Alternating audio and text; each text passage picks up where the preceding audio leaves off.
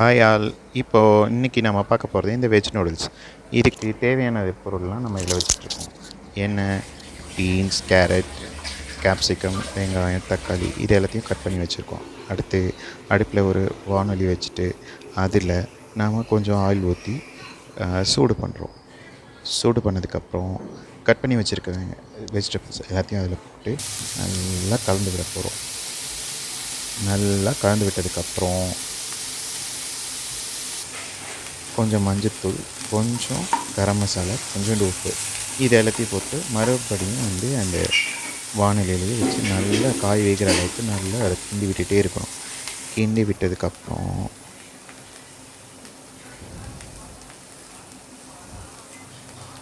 கொஞ்சோண்டு தண்ணி ஊற்றி அது வேகிற அளவுக்கு நம்ம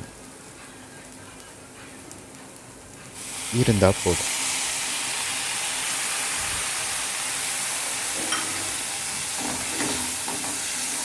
இது எதுக்காக ஊற்றுறோன்னா கொஞ்சம் நல்லா காய் வேகணும் அப்படின்ட்டு. ஊற்றி முடித்ததுக்கப்புறம் நம்ம அந்த சைடு நான் இதுக்கு எப்பி நூடுல்ஸ் தான் வாங்கியிருக்கேன். இந்த எப்பி நூடுல்ஸ் 2 பாக்கெட்டை எடுத்து நான் ஓப்பன் பண்ணி வச்சுருக்கேன். இப்போ என்ன பண்ணணும், எனக்கு காய் நல்லா ஓரளவுக்கு வெந்ததுக்கப்புறம் நான் அதில் தண்ணி ஊற்றி மறுபடியும் நல்லா வேக விட போகிறேன். நல்லா கொதி வர அளவுக்கு நல்லா வேக விட்டுட்டு அதுக்கப்புறம் நான் கட் பண்ணி வச்சுருக்க நூடுல்ஸு அந்த மசாலா எல்லாத்தையும் அதில் ஆட் பண்ணி நான் நல்லா அதில் கொதிக்க விட போகிறேன். ஒன்ஸ்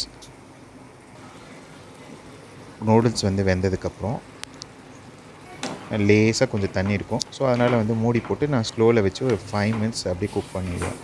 குக் பண்ணியதுக்கப்புறம் எடுத்து பார்த்தா சூப்பரான நூடுல்ஸ் ரெடி. இப்போது நான் மூடி வச்சுருக்கேன். ஸோ ஒரு 5 மினிட்ஸ் கழிச்சதுக்கப்புறம் நான் மறுபடியும் பார்த்தோன்னா இந்த மாதிரி நூடுல்ஸ் யம்மியாக இருக்கும். கலரே பார்த்தா சூப்பராக இருக்குது பாருங்கள், கலராக. ஸோ நமக்கு விருப்பத்துக்கு தகுந்த மாதிரி நம்ம ஒரு பிளேட்டில் வச்சு இந்த மாதிரி டெக்கரேட் பண்ணிக்கலாம். ஸோ சாப்பிட்றதுக்கும் இது வரைக்கும் எல்லாருக்கும் பார்க்குறதுக்கு ஒரு அட்ராக்டிவாகவும் இருக்கும். Thank you all.